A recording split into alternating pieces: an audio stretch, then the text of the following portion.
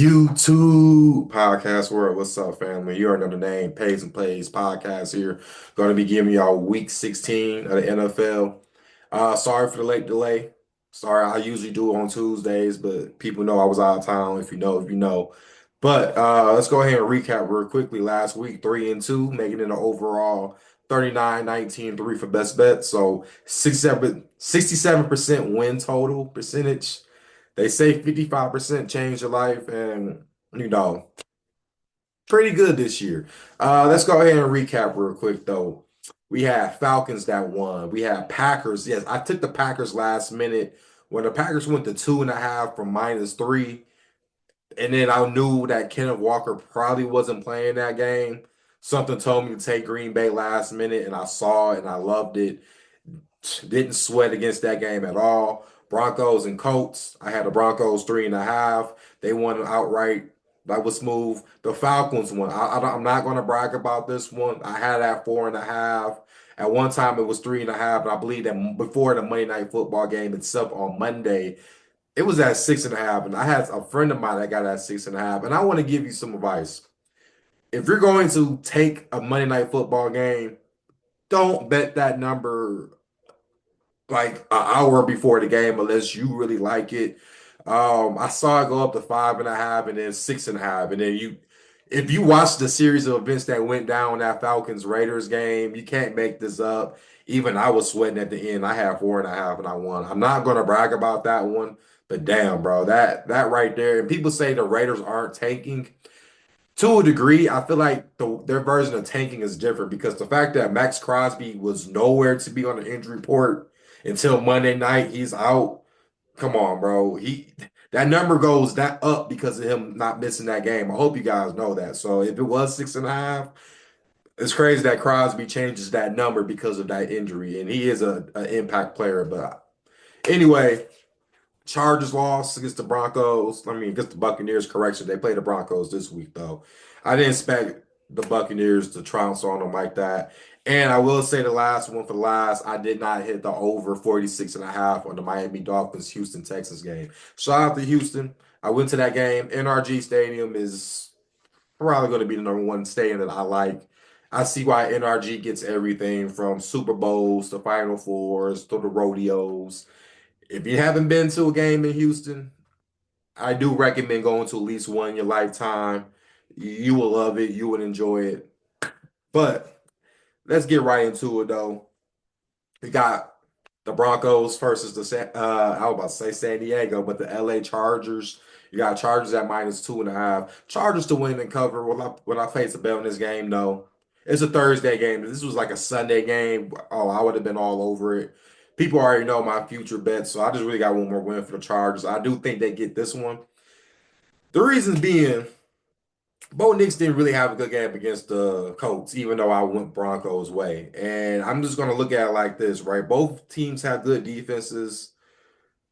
Both are very good coached. But if you ask me which one is better, give me Herbert before you give me Bo Nix, even though Bo Nix has been playing good. But I just think Herbert just shows there's a difference between the two. And it being Thursday, like I said, I'm not touching it, but of course I want them to win so my over bet can hit and we can call it a day. But Chargers to win and cover, it's a borderline best bet. Like I said, if it was another day, I will be all over this.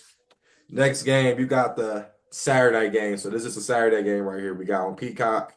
You got the Houston Texans traveling to the Kansas City Chiefs. This line has been changing. I have been peeping since, the numbers have been kind of moving around. You got Chiefs at 3.5 now. So we know Mahomes is going to play.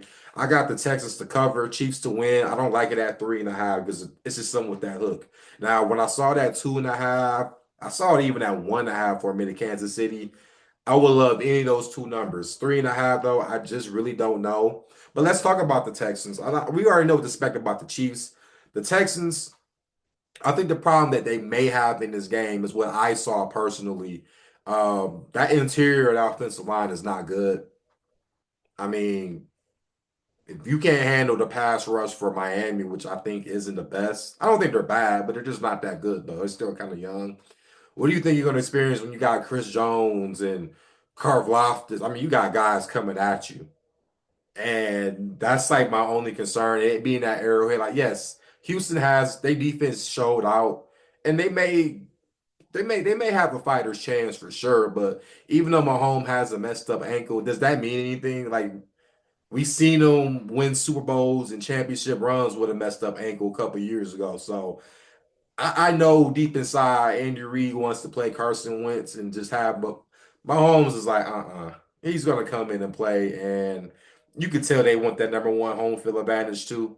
So I think that's also why he's gonna still keep on playing. But give me the Chiefs, like I said, Chiefs to win. Give me the Texans to cover though. If this line goes down, which I don't think this line's going down now that we know Mahomes is going in, I'm not taking this game. So don't even worry about it.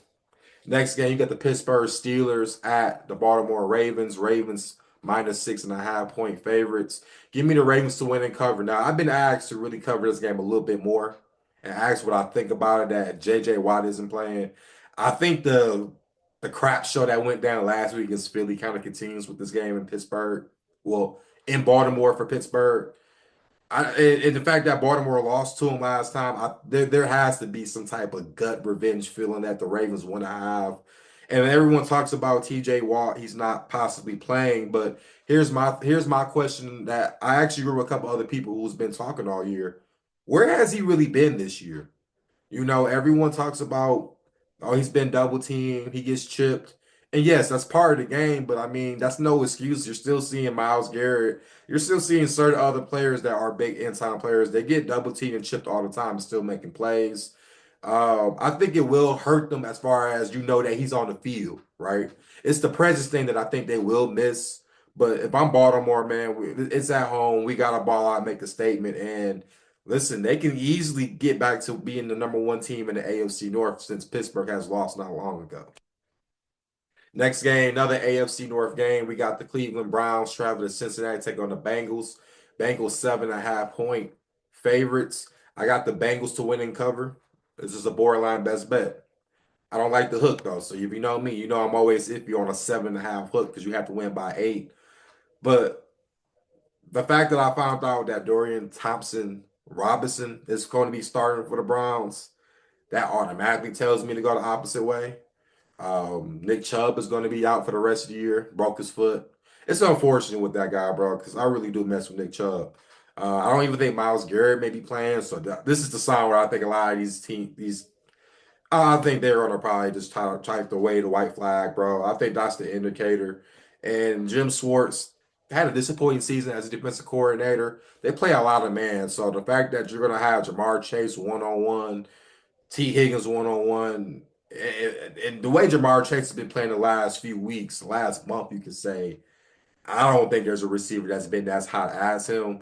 And when it comes to this Bengals team, there's still a chance that they could make the playoffs. But this goes to why I say they're so crazy at times, bro, because they come out of nowhere after they've been pretty much one of the bottom tier teams in the league. Now all of a sudden they playing with sense of urgency, but you gotta get a lot of help, and it may have been too late already. Next game, you got the Arizona Cardinals traveling to Charlotte, taking on the Carolina Panthers. Panthers plus 4.5 point underdogs. Panthers to cover, Cardinals to win. I wouldn't be surprised if the Panthers win this game, bro. It's just something tells me this Arizona overall team roster isn't that well. I mean, Kyler Murray, James Conner, who else you look at? Buda Baker. That's about it, bro. James Harris, I mean not James Harrison, Marvin Harrison Jr. I do think he would be a good player in years to come, but you need another receiver with him. He's more of a possession guy. He's more like the Julio Jones type. He's not like his dad, Marvin Harrison Sr. He's a little bit more, bigger, and when that comes around, bro, it's not like he's a Malik Neighbors type player. But I just have a feeling that this Carolina team is sneaky. A game like this, where we know the Cardinals is kind of in a similar type tier as the Panthers, I wouldn't be surprised if the Panthers find a way to win this game. So I'm going with the 4.5 on the spread with the Panthers to cover. But I do think the Cardinals do win. But it's just do not be surprised. This is a meaning game. This is a meaningless game, and I think people will still take this game as the Cardinals. So just be safe if you're gonna do that. Next game, we got the Philadelphia Eagles at the Washington Commanders. Commanders plus 3.5 point underdogs at home. I don't even care. You can give me Philadelphia. Give me the Eagles -3.5. You can make that the best bet for me. This team right here, everyone's asking if I don't like Detroit, who I think is the best team in the NFC. You have to argue it's the Eagles if it's not the Lions. I mean, this team is complete. You know, the passing game is a little iffy at times, but we seen when Hurts can go crazy, he can go crazy. We know Saquon's gonna do his part. We know the defense week in and week out is getting better, and they're showing out. So, I like Washington, and I know Washington probably will be a playoff team. But you don't want to have Jane Daniels to have a game on you right now, knowing that you got to possibly deal with him for the next 10 years. So you might as well sweep him now, right? I know, Washington is young, but it's that Cleveland Kingsbury stuff, bro. It's just that when that offense starts to get cold towards a certain time in the year, you have to wonder. I'm not saying it's panic mode, but come on, man. The inconsistency towards the end of the year with Kingsbury, as far as the offensive scheme, it always starts to show around this time. Next game, you got the New York Football Giants traveling to Atlanta, taking on the Falcons. Penix. You got Falcons at 7.5 point favorites. I actually like Falcons to win and cover, even though they got Michael Penix as a starting quarterback. His first game, it's the fact that you got Debato, whatever his name is. That's the guy that's starting for the Giants. So I kind of have to go Atlanta. I mean, I like the opportunity for Penix. I mean, I don't know, man. It's just why not? I just this is they have something to play for compared to the Giants.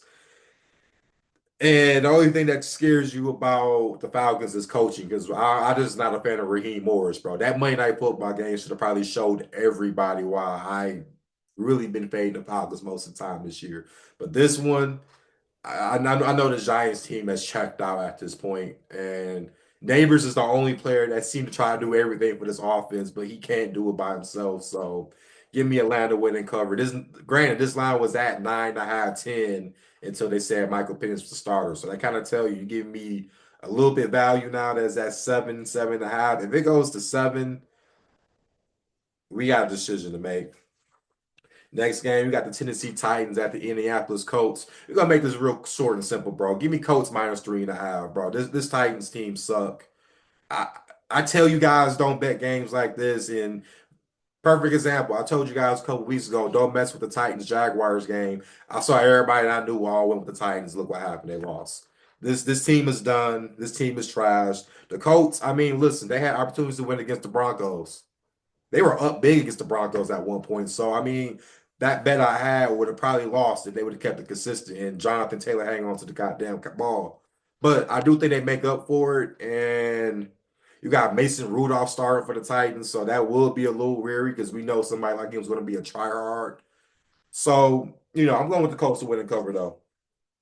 Next game, we got the Detroit Lions traveling to Chi-Town. Baptiste. If you don't know, you know, bro. Chicago was founded by a black person. Do your research. It's a fact. Bears +6.5 point underdogs. Lions to win. Bears to cover. This Bears teams always seem to play the Lions tough in Chicago. So that's just really how I'm looking at it, bro. This Lions team, though, injuries. See, people think I'm hating on them, but these injuries is piling up, man. Come on, Montgomery. I think Gibbs will be okay because Gibbs is drafted in the first round. So I expect him to be I expect his carries to be upgraded a lot more because that's the expectations of you being a first round pick type player. But that hurts losing Montgomery for the season. You're down two corners that serves will starting corners. So now you got Amik Robinson and Terrion Arnold. Amik Robinson, who's usually an in slot corner, it's time to step up. That's all it is to it. But I think it'll be a tough game. I think Lions win by 3 points. I think 6 points is maybe kind of in that threshold. I just know it's a tough game, and this maybe is the last cold weather game they play this year. So I think will be some difficulty behind that. I will admit. Next game, you got the LA Rams traveling to New York to take on the Jets. Jets +3 point underdogs. I don't care. Give me the Rams to win and cover. I know Aaron Rodgers looked good against the Jaguars, bro, but I mean, I even told y'all to take and they struggled for a minute against Jacksonville. And I know everyone's going to say, "Oh, Rams team, West Coast to the East." This is what I say. The coach Sean McVay don't care about that. He loves going to the Eastern Standard Time zone. Look at the Eastern Standard Time record. Look at it against the spread. This guy knows what he's doing. You got Stafford out there, bro. He's used to playing in the cold, bro. So I don't think it's too much of a hassle. It's crazy. We're getting a Stafford Rodgers matchup, an old school NFC North matchup. Now it's two different teams, and it's crazy thinking about that now, right? But I'm going with the Rams to win and cover. They got something going on, and the only thing that I do think they're thinking is, well, we got to play Seattle next week, and that might determine some stuff. But my goal is, if I'm them, let's go game at a time. Let's win this one against the Jets, because hell, the Seahawks even beat the Jets, right? Next game, you got the Minnesota Vikings traveling to Seattle, take on the Seahawks. Seahawks +3. This one is definitely a borderline. I'm not saying it's a borderline best bet for me, but I think this is a borderline upset alert. I know the Vikings has been good all year. They've been pretty solid, right? You can check it out if you're into BR betting. You can check it out. Packers, Vikings, Lions. Those three teams in the NFC North have been dominating. You throw $100 on them to win. They've been dominating. I just think this game, if Gino does play this game, which I think is he's leaning towards playing, I think it's some difficulty, but I think with the bread and butter for the Seahawks is definitely going to be Kenneth Walker. If he don't play, then it really kind of like messes up stuff, bro. Which is the only reason why I went Packers -2.5 last week. But they do got the corners. I'm not saying they're going to shut down JJ. They're not going to shut down Addison, but they got a secondary that can match up against these receivers. And it's really up to Sam Darnold, right? We know if you give Sam Darnold pressure in his face, he's gonna find a way to throw the game away because that's what he does. I think that's really going to be the biggest question mark for Seattle. Will they be able to do that?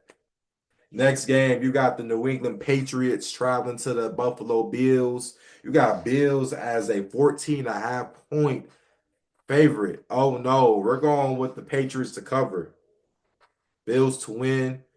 I think the Bills is already thinking about the playoffs, so I think they will play hard, but I do think some of them will kind of ease up a little bit. And when you got somebody explosive on the other side like Drake May, who he's not trying to lose on purpose, he's trying to do everything he can to keep this game competitive and keep this team competitive. And that's only the reason why I see the Patriots covering this game. I'm not saying they win this game. 14 and a half is a lot of points in this NFL game, and long as Josh Allen, I mean, I can see them losing, winning by 10. I realistically, if you expect a backdoor cover, I think something like that happens. 14 and a half, you know me, I'm not touching that either side, even though I love the underdogs. I'm not touching that at all. Next game, we got the San Francisco 49ers traveling to Miami to take on the Dolphins. Dolphins 1.5 point favorites. Give me Miami to win and cover. It's a borderline best bet. Borderline. I need to kind of look at this more because the fact that, I mean, listen, when it comes to Miami, bro, 2 through 3 picks, the last one wasn't really all his fault because Tyreek Hill got stripped by Stingley. But the first two, you were all right there by the red zone. That's the thing I didn't talk about more about that over 46 and a half with the Miami game and Texans. Tua was throwing pointless interceptions right there by the red zone. If they would have scored about at least once as a touchdown and a field goal, we're probably talking about them winning that game outright against Houston. And the overs possibly cashing too while we're talking about that. But you got to figure out which team is more ready to punch their ticket to Cancun or Cabo, whichever place I may be able to see them, right? That's what you're really looking at. And I think it's more towards San Francisco. I don't know how healthy Brock Purdy is. We know about how like total this offense is with injuries. We already know about the distraction about Campbell not playing, not wanting to play. It's so many distractions. You have to ask who's more desperate. I would say Miami because they still have a shot to make the playoffs. It's just that if they lose this week, they're eliminated. And it being at home, I know on East Coast, I know Shanahan's good at that, but he is facing little bro, Mike McDaniels. Yes, they are brothers by marriage. So I think there is going to be some type of, brotherly battle. And I kind of think Miami has, I mean, bro, they had no choice. They had to have the motivation to win this game. And the biggest question with me is, before I even put this in, is Waddle going to be playing? Because I had no idea that Waddle wouldn't have been out for the rest of the game until a fan next to me looked and said Waddle's not playing for the rest of the game. Was looking like because so this team, both teams is very trash, but 1.5 Miami. I'm flirting with taking Miami as the best bet though. I'm gonna chill for a second because I see it getting juiced up with San Fran plus 1.5, and if it goes down to just one, I got a decision to make. Next game, we got three more games left. We got the Jacksonville Jaguars at the Raiders. Raiders 1.5 point favorites. I'm going Jags to win and cover. I mean, I already told you how I feel. If Desmond Ritter's playing this game again, you really better just take the Jags and Mac Jones. I don't advise you guys to bet this game at all, but some people still will anyway because this game means nothing, right? This is nothing but draft position, and if you're the Raiders, some people watch that Monday Night Football game with the fans having the tanking signs. I mean, you're already number one. Just stick to being number one. We know you want Deion Shador Sanders correction. We already know that's who you guys want. So all right, I'm gonna go ahead and end that game like that. Sunday Night Football, you got the Buccaneers, Tampa Bay Buccaneers traveling to Jerry World to take on the Dallas Cowgirls. Cowgirls 3.5 point underdogs. I don't care. Give me Buccaneers to win and cover. You know what? You can actually make this the best bet for me. I saw this number all day, and yeah, this week's a lot of hooks like last week, so I'm aware, right? But something tells me with this game, bro, Baker's gonna have a hell of a game. And I mean, listen, they got arguably Tampa has one of the best offenses in the NFL. You can argue that. I'm not saying they're great, but Baker Mayfield has been impressive all year. And I think this Cowboys team, I like the fight. I like that they're actually trying to play for McCarthy. I have to give them that. And that's the reason why he probably will be staying next year anyway, because they actually have been trying, right? They won a couple games, things like that. But this one, Tampa has to win a type of game like this. And listen, I think the game plan has to be execution right. And I just have the feeling that Cowboys aren't. I mean, they aren't going anywhere, and the Bucs have something to prove. So I'm going with the Bucs to win and cover 3.5. If it's 4, because I see it kind of juiced up the way it's looking, I still would take Tampa Bay at -4 also. Lastly, Monday Night Football game. Not a fan of this one, bro, but we got the New Orleans Saints traveling in Green Bay. Take on the Packers. Packers 14.5 point favorites. You guys know me. I love the Packers. But I'm not taking the 14.5. I take New Orleans to cover, Packers to win. I mean, that's really all I got to say about that game. But a lot of these games, I tell you, towards this time of the year, is going to be some crap type games. But I do want to give you a quick teaser option because I do think there is some good teaser options that I will lean towards. So I will look at maybe teasing down the Ravens. Off the top of my head, if you do 7 points, they're probably going to be like probably like +2.5, +3. If it's +3, that's fine. Take that Bengals, take that -7.5, tease that down, make it a half. They just got to win the game outright. Falcons -7.5, same thing, make that a half. And let's do an underdog one. This sounds crazy, but I do think if you take Pats at 21.5 as a teaser, I don't see how the Pats lose by 22 points, bro. I just don't see it the way my mind's thinking about it. I just don't see that. And I don't know the styles on the the Raiders quarterback situation. So if it's Ritter, and I'm assuming it might be Ritter, I wouldn't mind nudging my nose taking Jacksonville and teasing it up to 8.5 for the 7 point teaser. That's just my opinion. But as guys, sorry for the late content. We will drop best bets on the shorts and TikTok as usual. Follow the Instagram page, Pays and Plays _ podcast. You can see other random plays, recaps of past weeks. That's really what I've been doing. Like I said, 39 and 19 and 3 overall best bet record. It's legit. I have no reason to lie about it. The people who know me know I have no reason to lie about it.